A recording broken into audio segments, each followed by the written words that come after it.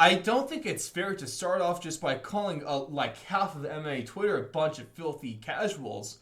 But that's kind of what it felt like, man. Over the last number of fight nights that we've had, they've all been fantastic. We saw a knockout of the year contender in this one. We saw tons of knockouts, tons of action, and a really good main event. And there's a lot of people just doubting this card. I just have a message.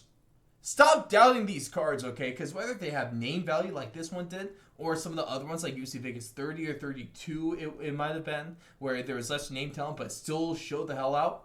We gotta stop doubting these fight nights, man. I think it just has to be said, Blake. It just has to be said. Yeah, I agree. You got to just sometimes shut up and enjoy the show. That's a very good way to put it. I might not say that because I don't want to alienate our fans, but Blake has he has the ability to say that, of course, as UFC correspondent Blake Campbell. But Blake, how are we feeling after this really solid card of UFC Vegas 34?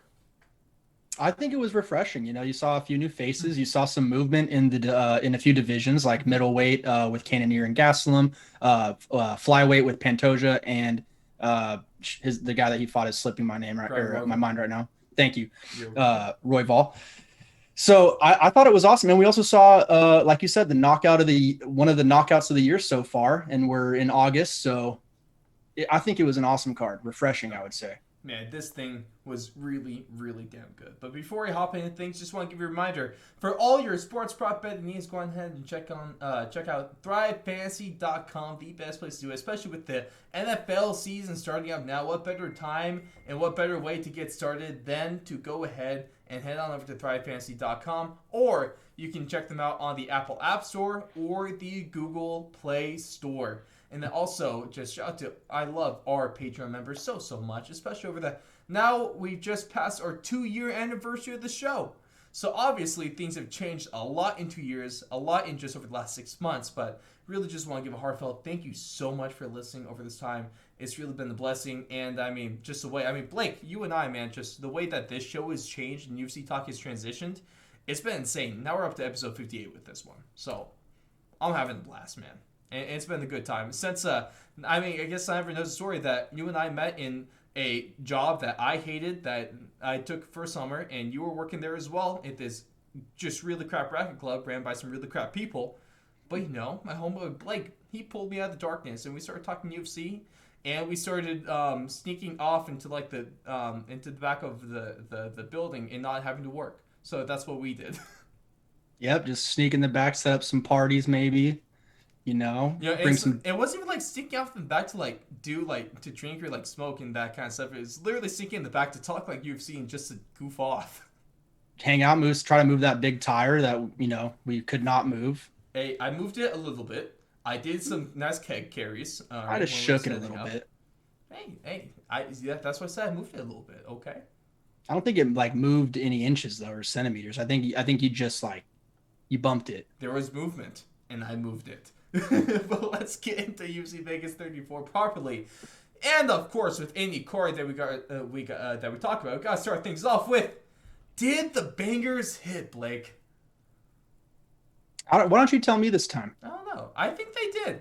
I was Pantoja versus Royval, not as much of a banger as I was expecting, to be honest.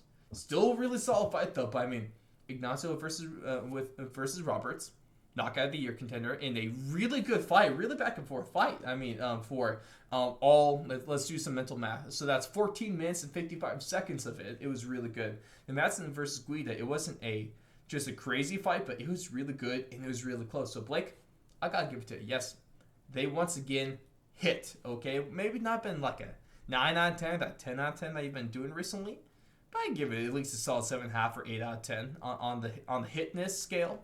Would you say that there were some, besides obviously the main event, would you say that there were some better fights to have been picked, like maybe the Vince Pichel?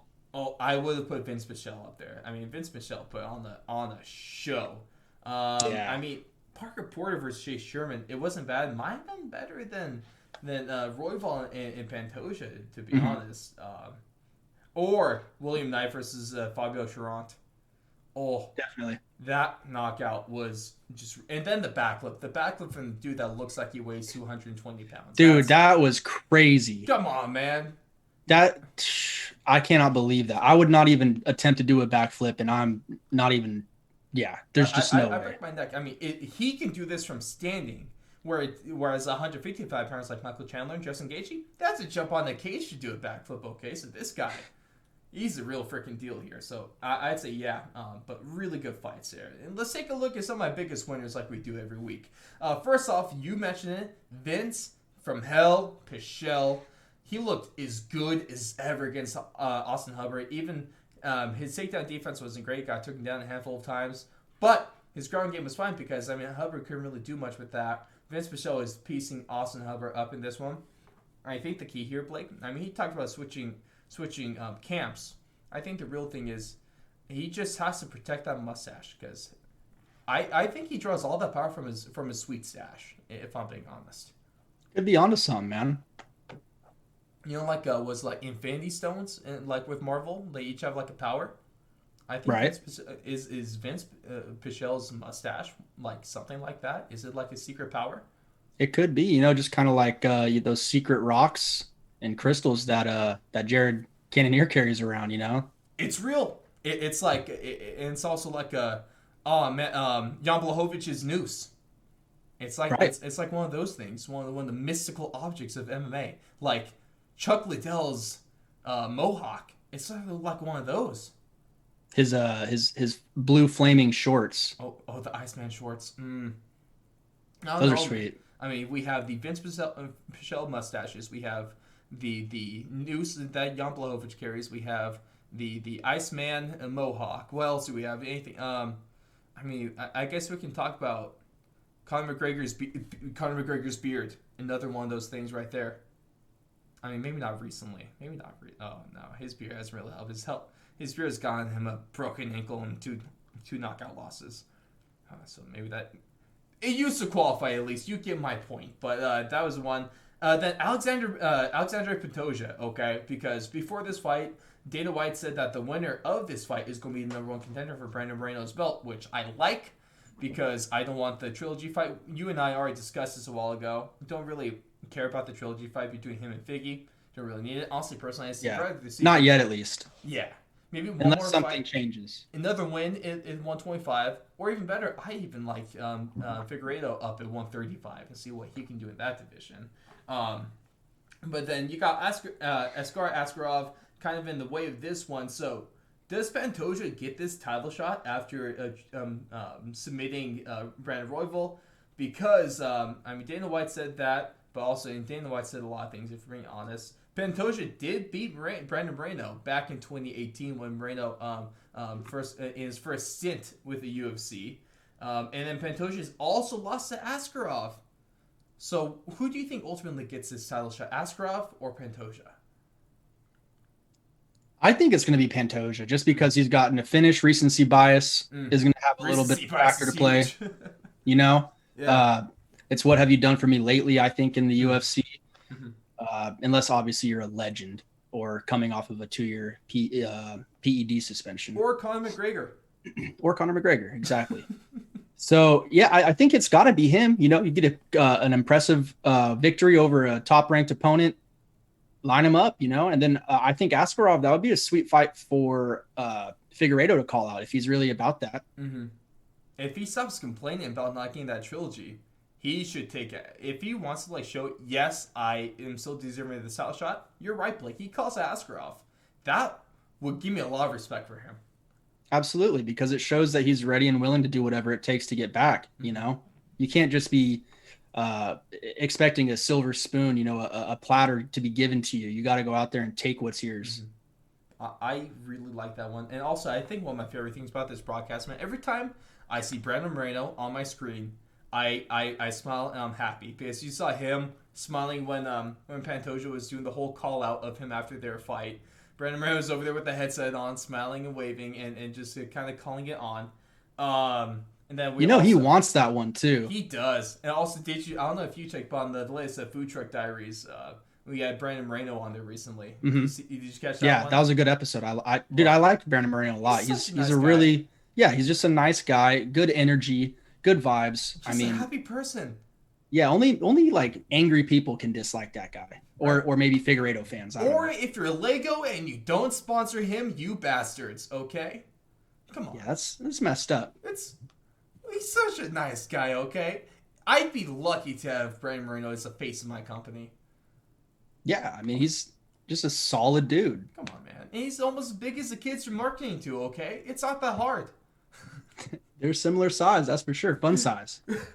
Fun size, unless, like you said with Brendan Schaub, unless he gets into the cage, he's an asshole.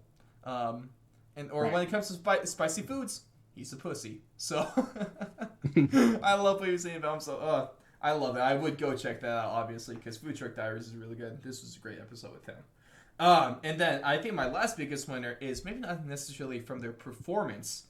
It's just the fact that they got a win here, and it was huge. Because Marco Madsen, the Olympian, really needed a win here because he hasn't fought for about 18 months. Went through a couple jaw surgeries to fix his broken jaw because still plate wouldn't take. You heard the commentary team. You heard John Anik. He lost his house. A lot of really crappy stuff is going on for him. He really needed a win here. And he goes out and he fights a Hall of Famer. It was a really close contest, and he's able to. A little bit controversially, looking back at it, I think it's a fine decision. It really could have gone either way. I would have been mad if either guy won 28-27, but Madsen got the nod, so that's what matters here. He now moves to 11-0 in his MMA career, 3-0 in the UFC, and he goes out. He follows this up with a. I kind of like this call out because he was talking a little smack about Gregor Gillespie. He's like, I heard this guy's a good wrestler, but it isn't Greco-Roman, so I don't know what it is. What do you think about this call out? Because obviously, anyone calling out Gregor Gillespie is a little bold. And also, what do you think about this moment in general for Marco Madsen? The call out's okay. What's Gregor ranked right now? Is he still high up there? I think that the UFC recently has put him at 11. I think they moved him into 11. Let's check that one. Okay. Actually, 10. Put him at 10. Okay. Kevin Lee's at 11. For the lightweights? Yeah. Interesting. According to UFC.com. Because he's a 170 pounder now. I don't know, man. Yeah, the call out's okay. I just think it's the ball's in Gregor Gillespie's court. Whenever you're calling out a guy that's higher ranked than you, it's going to be a tough ask unless you have a ton of hype, which Madsen has a decent amount of hype. He's got the shiny undefeated record, but it wasn't the most impressive of wins. It was a good fight, very competitive. Don't get me wrong. Clay Guida's a tough guy, a legend, a Hall of Famer. He's already in the Hall of Fame.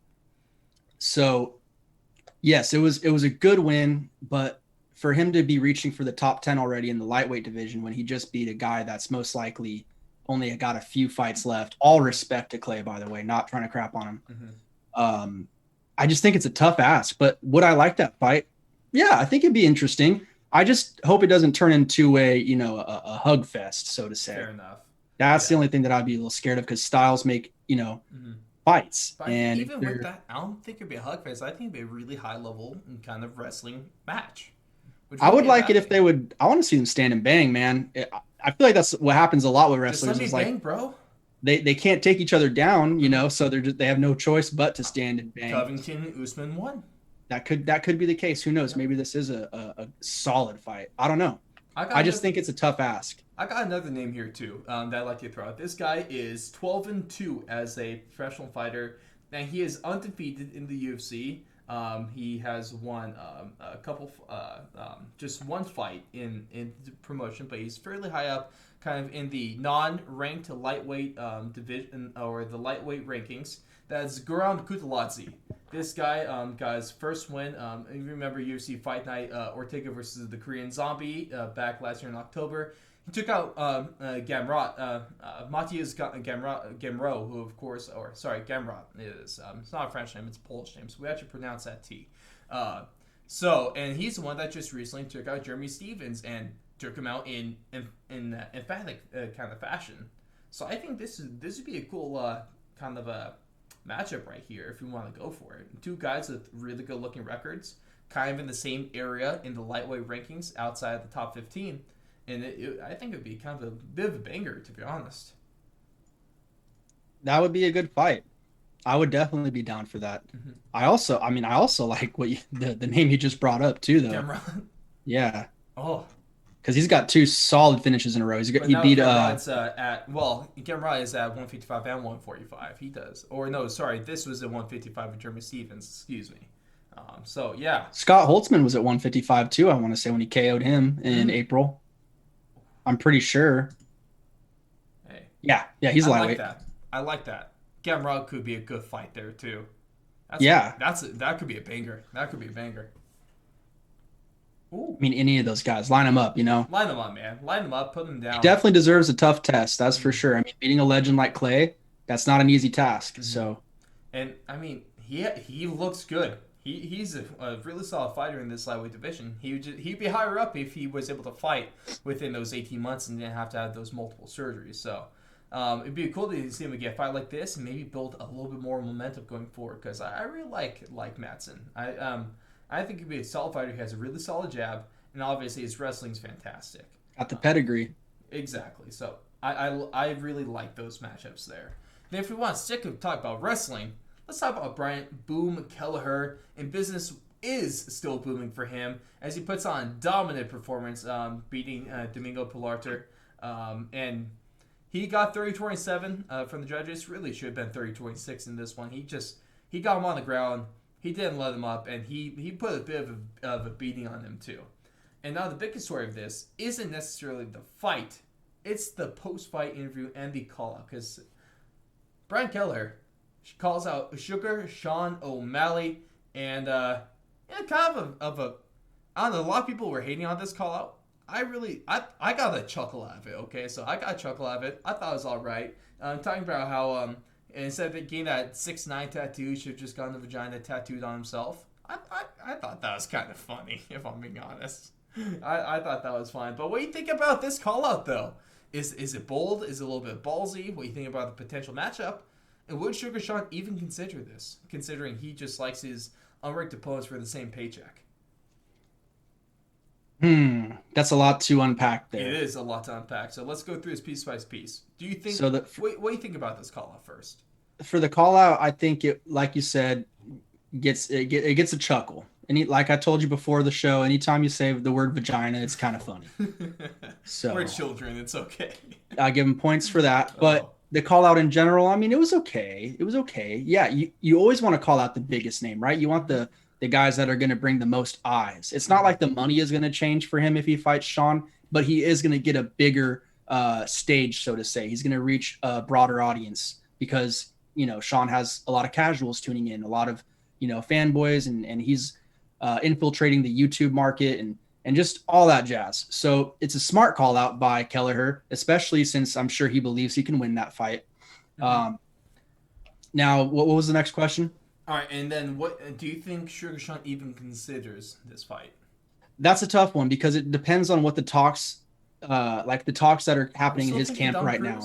Oh, we're thinking that. No, we're thinking Frankie Edgar now. Oh, okay. That's what everyone. That's what everyone's been speculating. Okay. So, and like they came out and said they were targeting it for MSG. I think that was in October or November. I can't remember when that card is. Would that be the October UFC 268? Is that the one? I think so. But Sean's already come out and said he'd prefer not to fight in New York. So I think they're trying to get him to the next pay-per-view. Way more money. Yeah, those taxes, those New York and California taxes, man. I don't blame fighters. Crazy. I want to go there. That's why. That's why keep playing with these fight nights, man. Because Vegas. No income tax there, so keep going with those fights. Well, exactly, and they have multiple pay-per-views in Vegas per year usually as well. So it's not like it's going to be out of the question for them to run that fight in Vegas. It's going to be relatively simple to make, I would say. That could be a November, December thing too if they run it back at T-Mobile. Yeah, I don't know. I think it, like I said, it depends where they're at in those talks, how sure he is of getting that fight, and from there it's only up from there. So. Yeah. If he fights Kelleher, that's another big risk fight because if he loses to him, then, hype train damn near derailed. But if he fights Frankie Edgar, even if he loses, it's almost like it's not a bad loss, right? So it's almost more smart to take the Frankie Edgar fight, even though that's way, way harder fight. Mm-hmm. I think it's a tough one. It's another tough ask. What do you think about the potential matchup between Brian Keller and Sugar Sean, though? Sugar Sean, obviously a guy that likes to stay at range, hits you with a bunch of kicks, and piece you up with his fists. Brian Keller, not that guy. He doesn't have the range, so he goes in, he shoots double legs, he gets the single legs, he brawls inside the telephone box there, in the telephone booth, and he takes you down and he tries to maul you. So, what do you think about this? How would Sugar Sean fare in a matchup against a guy like Brian Keller, who he's never really fought a guy like this before? Right. I would like to see that matchup. Really, any wrestling type matchup, which Frankie Edgar, Yeah, Edgar would be with better striking. yeah, exactly. And he's a black belt. So, I mean, that would be the same amount, like a tougher test, test. So, I think the matchup between Kelleher, just the pure range and striking accuracy and efficiency of Sean would just be so much for him to deal with. The athleticism. I mean, really, like no one's really figured him out yet. So, and don't tell me Cheeto did. He landed a kick and it, busted him up a little bit. That's all it took, Blake. He figured him out with that one kick. Okay. I'd like to see someone do it again. Hey, if someone does it again, then I'll shut up. But until someone does it again, yeah, I'd like to see that fight too. Yeah, right. That fight's always going to be there, though.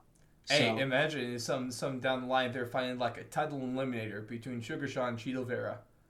That'd be pretty sweet. I don't think that happens though. No, probably not, because Sugar Sean wouldn't be anywhere close, right? He's gonna be up there. I don't know if he's ever gonna touch the title, but he's gonna be up there. He's gonna be top 5. I think that's a fair thing to say.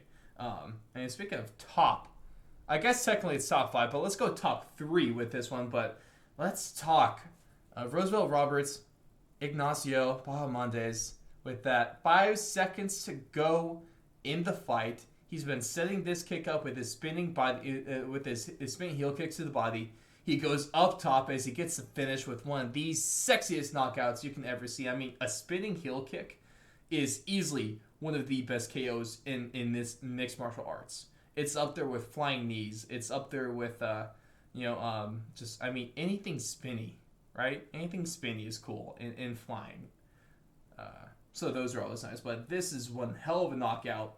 And so it's up there. It's top 3 with, so this goes along with 2 of the other best knockouts of the year that we've seen so far, including Yuri Prohaska's spinning back elbow against Dominic Reyes, and Corey Sandhagen's flying knee against aforementioned, Frankie Edgar.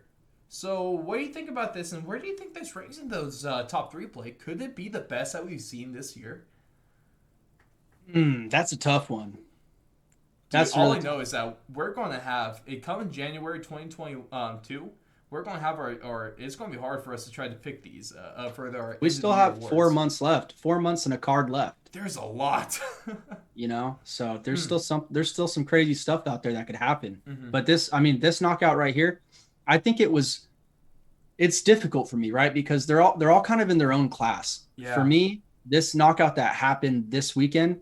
I think it's probably the cleanest knockout of the year for sure. Yeah. Because that's just all finesse and like you said, technique and setting that up. He set that up the whole fight, so it was beautiful.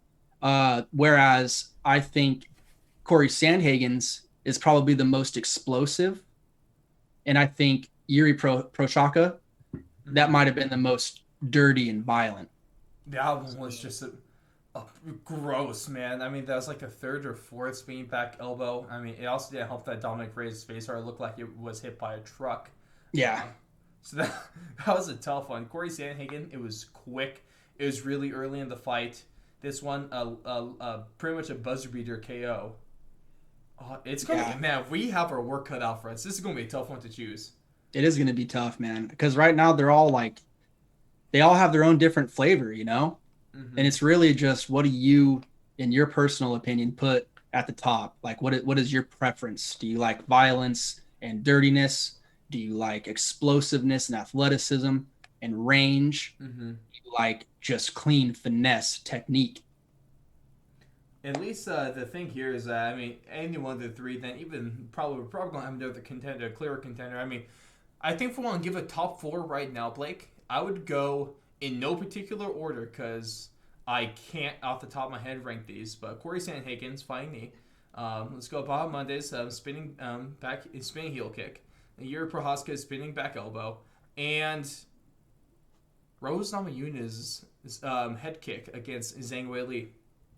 Yeah, I think that's I my think top that's four. probably my exact choices as well so far. Mm-hmm. That head. That Rose head kick was Oh, just so good. perfect. It was perfect, Oh and the fact that like, dude, it just I don't think anyone expected her to take Wei Li out like that. no, I know I sure didn't. and I landed think it I picked so Wei Li, quick. so And clearly I didn't. and she landed so quick too, so early, and just looked out of nowhere. So I Yeah, mean, oh, that was so damn good. But yeah, that's our top four right now. So we'd love to see what if your guys' top four looks like that. I mean, I guess Kamaru Usman and Jorge Masvidal, you could probably make a case for that being in there as well. I saw plenty of people do that, but would love to see also where does Ignacio's spinning heel kick look at this point in time of the year. But let's move on into the main event of the evening, because we had Jared Kenyer and Kelvin Gastelum, two guys that, with a win here, Jared Kenyer for sure now gets one, but Kelvin Gastelum could have gone. I mean, both might easily make the case for a title eliminator fight. Both these guys coming off of losses to Robert Whitaker as well, so that was a funny one there. But Jared Kenyer, he gets it done with a unanimous decision win over Kelvin Gastelum, 48-47. And this was a really, really close fight. It was kind of a bit of a toss-up, if I'm being honest. But now Jared Kenyer, he's able to bounce back from that aforementioned loss to Robert Whitaker. He's now 4-1 in the middleweight division, and he's looking really good. And I really like where he's at in this division. I thought this was a great fight to come back to. But also, even in loss, it sucks, man. I hate having to say this, but even in loss, Kelvin Gastelum looked fantastic, and he took so many clean shots. I mean, you see that one part of the fight where Whitaker Kenyer drops him. Kelvin Gastelum gets back up, and like 2-3 seconds later, he's throwing combos again. Like, what the hell? How do you stop that? yeah, that's some craziness right there, dude. He is just got a chin of granite. Built different, man. It's a diamond chin, man. Straight up crimson chin levels of strength right there. It's so good. Yeah, it's I don't get it. I really don't get it. What do you think about this, though? What do you think about this fight? You agree with the decision too? Yeah, I think so. I think Jared clearly won that fight. Um, Mm-hmm. I thought it was an entertaining fight. I mean, I really did. I thought it was they both put on a good show. Yes. Kelvin, it's just unfortunate, man. It just he's been so close so many times, and he's always stepping up to the plate. You know, taking those short notice fights, really helping out the company. You know, he's a company man. Through You know, through. the UFC has to love that guy because he always shows up to fight, and you know he may not always show up on weight or close to it, but he, like I said, man, he's a fighter. You enjoy watching that guy fight because he has no quit in him. I mean, look at this weekend. Like you were saying, he gets knocked down, comes back up. He's already swinging again for the fences. It's stupid. My question to you though is, do you think that win by Cannonier was impressive enough to guarantee him the next title shot? Because we already know it's Izzy versus Rob coming up next. Yeah. Obviously, that's not a fight that's set in stone. But if that isn't the next fight, there's going to be riots everywhere. You know, so I mean, obviously, like I said, we're going off the assumption that that is going to be the fight to make. He doesn't get the next title shot, but he easily should be in the title eliminator for sure. Mm-hmm. For I agree. sure, should be in the title eliminator with this one because there's a couple good ones you could do. There's a couple top matches between top contenders that's coming out soon. I mean, one of the ones we're taking a look at here in only a couple weeks now, we're getting Derek Brunson versus Darren Till. And Yep. so that's a really good one. And I mean, Izzy's already expressed his want to fight Darren Till. So if Darren Till gets this win, he's going to be put in title eliminator. If not, he might even get a title shot. Right. And just depending on the timing of, he'd probably be put in a title eliminator. They haven't announced Whitaker versus Izzy yet, so that fight's probably not going to take place for at least 4 or 5 months. You would think at least 3-4 months away. So Maybe like November, December. At the earliest, right? Or probably December at the earliest. But Well, especially because think of how messed up it is over there right now. Mm. In New Zealand and in Australia, like they're shut down. You know, Yeah. if they get one case of COVID, they shut their whole country down. That's certainly a crazy thing going on there. But what I do like, a couple of next things for Jared Cannonier here is I like a fight with the winner of Brunson versus Till. I like that. But I Mhm. also like a potential fight with the winner of Vittori versus Costa as well. Because that's going to be coming up here soon. Wasn't he Rather than later. originally supposed to fight Costa at some point? I think it was supposed to be Kenyer and Costa, and then it became him versus Gastelum. Okay. Yeah. Yeah, I would either of those matchups, man. I mean, the winner of Brunson and Till or the winner of Costa and Vittori. Do you think he gets this fight with Izzy, though? Because Izzy has saying he wants to fight Jared Cannonier. I think that could be a fun fight. What do you think about it, though? Like, I think that would be a sick fight, but it's just you can't leapfrog Rob. That's really the no, only problem that I no, would you have can't. You because need to make this fight. Rob wants that rematch and he deserves that rematch. He's beat Cannonier, he's beat Till. He's the number one guy. The only guy that's really beat him is Izzy. Mm-hmm. So And I want to see that fight. And like you said about that one, the only time his one loss was to Izzy, and that was after not fighting for like a year and a half, coming off of an injury, and I mean obviously that didn't help, and he still had flashes in that fight where he looked good. So, oh man, yeah. I need that fight so bad.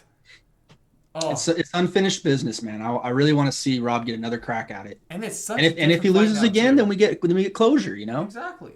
But it's such a different fight now, or this matchup. It's so different than it was before. So I love that.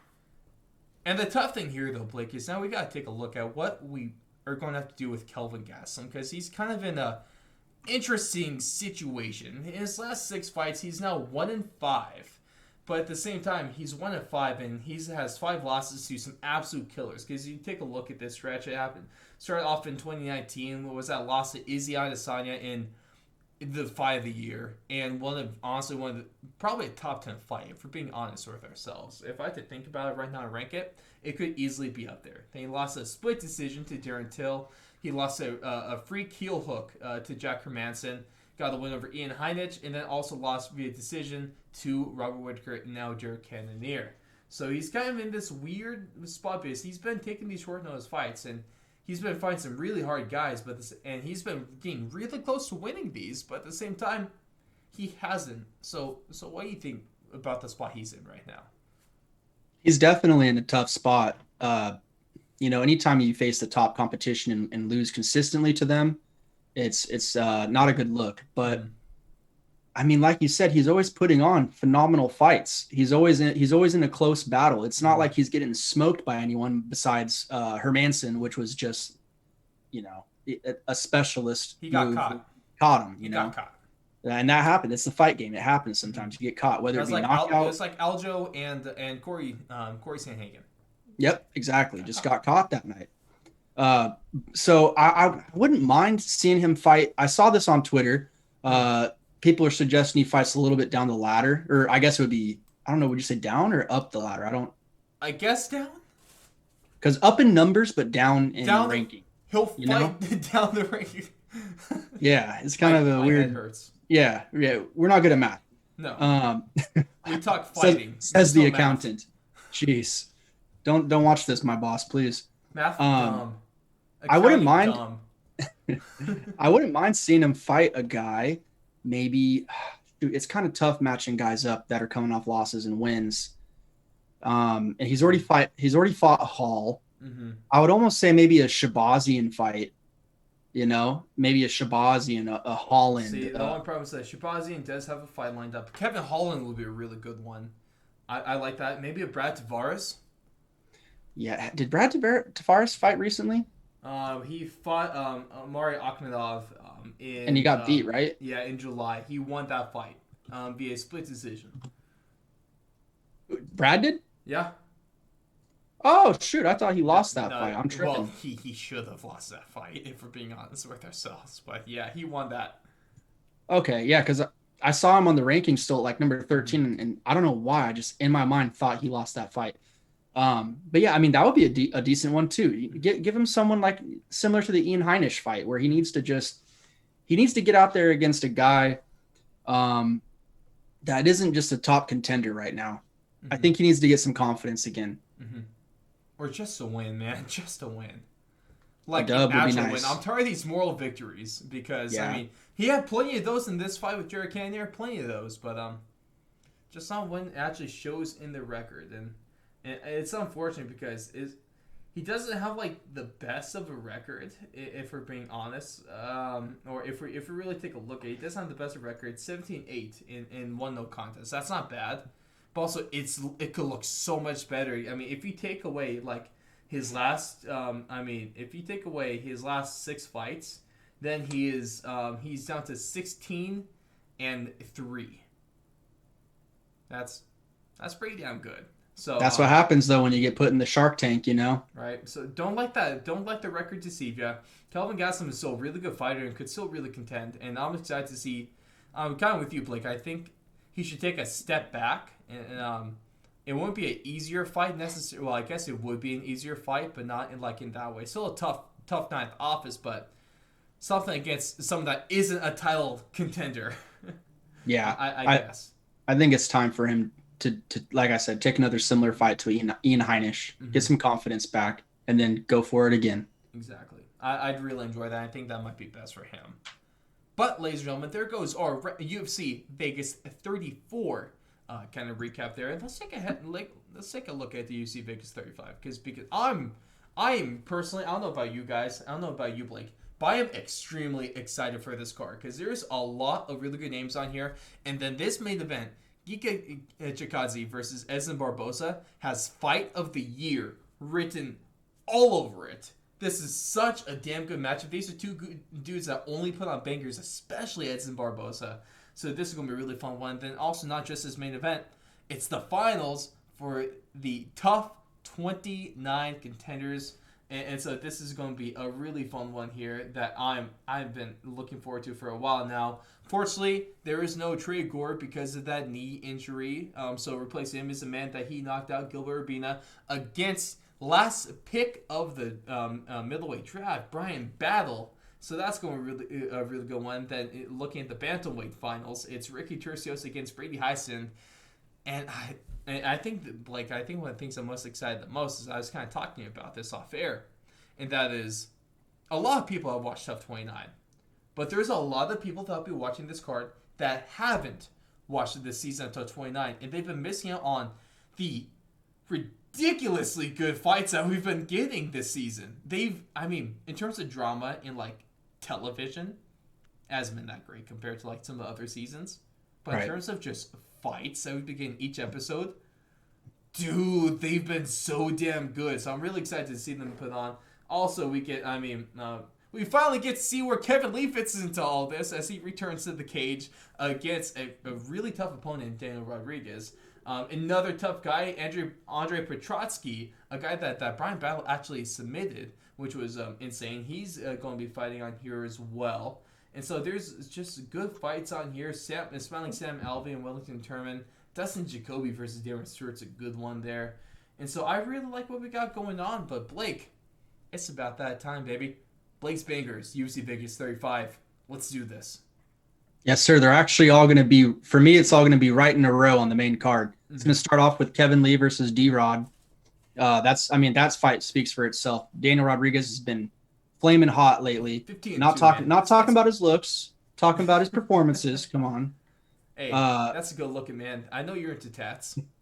Come on, brother. But this Daniel Rodriguez is a bit underrated. He's not talked about enough. This is a good matchup. Yeah, and I think D-Rod's going to be a little bit bigger than Kevin. I would assume. I mean, 6'1" compared to Kevin Lee 5'8". It's going to be interesting to see how Kevin Lee deals with that size difference. I mean, he's coming up now. He's not going to in 155. He was kind of maybe not the tallest guy, but he was definitely a big dude for 155. He was really filled out. You know, even when you saw him fighting Tony Ferguson, you could see like he has a strength advantage. It's going to be really, really, really interesting to see how that fight goes down. Kevin Lee, if he gets this win, he's going to be an automatic player in the welterweight division already. Yeah, they'll push him to that title shot for sure. Yeah. And so then, like I said, these 3 fights, the bangers are all going to be in a row. The second fight I'm going with Ricky Tercios versus Brady Heisten. And this is obviously for the Ultimate Fighter 29 title. Well, championship. I don't know what you would call that. Like just the final. They're the just They're fighting for the crown of the Ultimate Fighter. For the 135ers. Yes.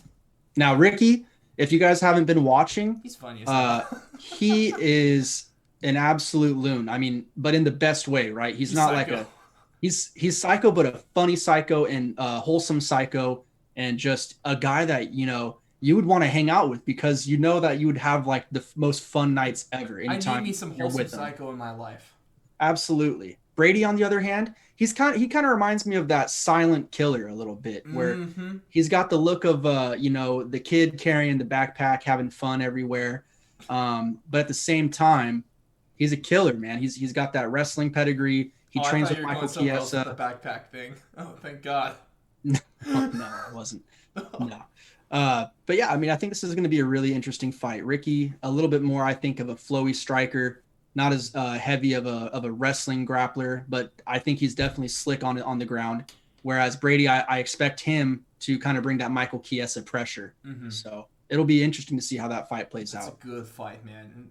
And then what's the last one? Bring us home. Final one, going to be Bryan Battle versus Gilbert Urbina. The Gilbert Urbina stepping in for Tresean Gore. Your pick to win the whole thing and for the season to tough. Don't rub it in my face, man. You've admitted. I have the DMs. Oh, yeah. Blake admitted that my pick probably would have won. Okay. I think he would have been the favorite for sure against Bryan Battle. Oh, now you're backtracking. Do you want me to post the DMs? No, I'm saying I think he would have. It's funny with you. I think he would have been the favorite. What does that? What does that mean? Nothing. I'm just giving you shit for no reason. Butthole. Yeah. Goddamn. Yeah. So another fight where there's going to be a little bit of a size advantage for Bryan Battle, 6'1" to 5'8", Gilbert Urbina. Both of these guys, though, high energy guys, very versatile. Bryan's sneaky good on the ground. Gilbert Urbina, he's a little bit more of a specialist on the ground, but they both have really good stand-up. Bryan Battle, more of a volume guy, not going to really, go for those one-hitter quitters, but he's going to piece you up like a Nate Diaz. Yes. I think this fight has the potential to be absolute war. I really like that. So, with that being said, let's get into our predictions for this card. We're first going to take a look at the tough 29 predictions here. So we're going to take a look at who do we think is going to be the finalists here. So first fight of the night is going to be for the bantamweight final. Ricky Tercios and Brady Heisten. Who are you taking in this one? Oh, man, this one's tough, dude. My heart says Ricky, but my mind is saying Brady. So I think I'm going to have to go with my heart and just say screw all logic and go Ricky. I like that. I really like that. If we're looking at the numbers, I think Brady he should be the favorite in this one, I would assume. I might roll with him. I'm just not. I like Ricky's stand-up, obviously. He has a stand-up advantage in this one. Just from the two fights that we've seen from him. Of course, is what we're going off of. I'm just not sure if he might be able to have the defense necessary to withstand Brady's pressure. So I'll go with Brady in this one. But, man, I don't care who wins. I really don't. I would love either. And then with Bryan Battle versus Gilbert Urbina, what I love about Bryan Battle is that in his semifinal fight, that was against another guy on this card, Andre Petroski, which was the first overall pick, or first pick for the middleweights from Team Ortega. And Petroski's one hell of a wrestler. He's really damn good. And what does Bryan Battle do in the semifinal? He submits him. A striker, this really good striker, goes out and submits the wrestler. Okay, so that was a statement win for me, and that's why, man, I got Bryan Battle all the way. If it wasn't, I would have picked Tresean Gore. But if we got to choose between Bryan Battle and Gilbert Urbina, give me Bryan Battle 10 times out of 10, and I really hope he wins this. You know I'm going with my guy, Bryan Battle. Hey, your pick, man. Hey, I got to give it to you. It looks like Bryan might, obviously haven't fought yet, but it looks like a really good chance that your pick is right. Could be, man. Don't give me too much credit, though. Hey, come on. I want to see the guy, man. Going from last pick to the finalists to the Ultimate Fighter. That's good stuff. That's right. I'm surprised he was last pick, man. He's a big dude. I think he's the biggest guy on the show. Gore might have been a little bigger. I don't think he definitely wasn't taller. He wasn't taller, but no, he might be the biggest one. He was for sure because he was towering over Gore, and that face off was so. Man, I was fired up to see that. Oh, I'm so mad that we didn't get that, but it's okay. It's okay, I guess. We'll probably get it eventually. Because I think so. Going to give, once his knee is healed, they're going to give Tresean Gore a shot. Absolutely. Which is something that they should have done. I'm relieved that they're doing it. So the UFC is doing the right thing there, hands down. So that's nice. And then let's predictions for the main event, Blake. Edson Barboza, Giga Chikadze. Who you got in this one, man? In the crazy, like just two kind of kickboxers almost. They're just going to kick the hell out of each other and try to turn someone's brain off for sure. I think it's going to be a surprise for a lot of people, but I'm going to go with Giga. I don't think. I just think, I like that pick. He has less mileage out of recently. Not saying that he hasn't been fighting as much, but he hasn't been in the wars that Edson Barboza has been in. Edson Barboza has been in wars. Yes, and Giga is going to be just as technical as Edson. I mean, they both come from a heavy kickboxing background, so I'm going to go with the younger guy, the younger and bigger guy, Giga. I like that. Both guys have, plenty of experience here. Now with Giga, he has, He's 6-0 in the UFC. And his opponents have been pretty solid as well. There have been slouches. And then Edson Barboza, if you look at his record, he's really just fought a who's who of the 145 and even the little bit of the 155-pound division as well. He's fought all the big names. He's knocked out a lot of them. I mean, just recently with this fight over Shane Burgos, where he turned his brain off a few seconds after he made contact, which is still a weird one. I love Giga's chances. I'm going to roll with Edson Barboza because they're both just absolute animals in the cage. I do like a little bit more of that veteran, and if it gets into war, which I expect it to be, it's nothing new for Edson Barboza, just another day in the office. And so I like his I like his experience when it comes to this fight. Fair enough. Dude, this is certified banger. Certified banger. I know it's not on Blake's bangers because we don't do main events, but certified banger. Easily. Potential fight of the year candidate. Yeah. Who knows? I'm so damn excited for this fight, man. This is going to be a really, really good card. But I think so too. Man, I don't know how it can't be. But ladies and gentlemen, that's going to do it for us with UFC Vegas 35 and UFC Talk 58. This has been a good one. And before we cap things off, just got to give a quick name of the week here, because ultimately, I'll be honest, I didn't have that great of a selection this week. I mean, going from, especially compared to last week where we saw potential carjacker get beat the hell up by a UFC fighter. So that's going to get you nay-nayed pretty much every week. This one, we didn't have anything like that. So I'm just go ahead and I'll give the nay-nay of the week award goes to me. Because of how disappointed I was that Tresean Gore wasn't able to fight in the final, man. I was really bummed about that because, personally, obviously for ego, I want to be right. But I really love Tresean Gore as a person. He's been my favorite guy on the show the whole time. And so I'm just like, from a perspective of a human being, I was bummed he wasn't able to get the opportunity because, like you said, Blake, there's a really good chance he would at least open him as a favorite. There's a good chance he wins that fight and becomes the ultimate fighter, which is something that not a lot of people could say. At least he's still going to get a shot. So there's a bright side to that, Blake. But before we sign off here, give me your thoughts on UFC Vegas 35 in one word or phrase. Flashy. Flash KOs, getting choked out while you're standing up. Kelvin's granite chin. Yeah. There was just a lot that the backflip from the freaking linebacker, basically. Or defensive lineman, I don't even know. Right? Yeah, so flashy, I would say. I love it. That's a really great way to put it. But ladies and gentlemen, thank you so much for tuning in. Like always, thank you for a really great 2 years. I can't believe it's flown by. It's really felt like nothing at this point in time. Thank you for 58 episodes of UFC Talk. So this thing is going strong, and there is no end in sight. So I love all you. Really appreciate all your support that you've shown us. Make sure to check us out everywhere, thefourthandlong.com. Check us out on Instagram and Twitter, YouTube, Spotify, Apple Podcasts. Pretty much anywhere you want to find us, you can find us there. Also, go make sure to get started with that Patreon going today. So just started $1 a month, and that $1 a month gets us that much closer to being able to give Blake his first paycheck. And I know he wants that bad.